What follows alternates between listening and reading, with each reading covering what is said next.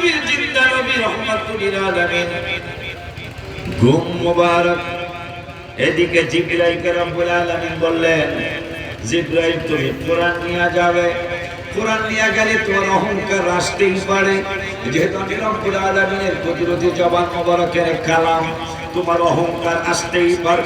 দেখেন আমরা আদব শিখাই না, রব্বুল আলামিন কোরআনের মাধ্যমে রাসূল সাথে কেমন আদব দেখাইতে হবে, হাবিবের সাথে কেমন সম্মান দেখাইতে হবে, এইটা কোনো পীরের ওয়াজ না, কোনো আলেমের ওয়াজ না, সুফিয়ান ভাইজানের ওয়াজ না, হাসান হাসানি বাবাজানের ওয়াজ না, রব্বুল আলামিনের ওয়াজ। কেমন করে আমার নূরের নবীর সাথে সম্মান দেখাইতে হবে, কেমন করে আমার নূরের নবীকে ভালোবাসতে হবে, এটা রব্বুল আলামিনের কোরআনুল কারীমের ঘোষণা।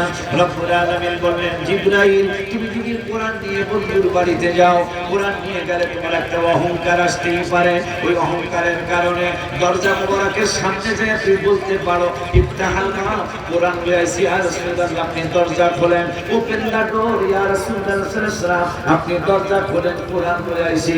খবরদার খবরদার খবরদার, আমি আল্লাহ তোমাকে নির্দেশ করে দিলাম, কোরআন নিয়ে যাইবা, কোরআন নিয়ে আমার বন্ধুর হুজরা মোবারকে যাইবা, কিন্তু আমার বন্ধুরে ডাক দিতে পারবা না, আমার বন্ধুরে ডাকা যাবে না। ইন্নাল্লাযীনা ইউনাদুনাকা মিন ওয়ারাইল হুজুরাত আকতারুহুম লা ইয়াকিলুন। রব্বুল আলামিন কোরআনুল কারীমের 26 পারায়, কয় পারায় হুজুর এখন কয় পারা?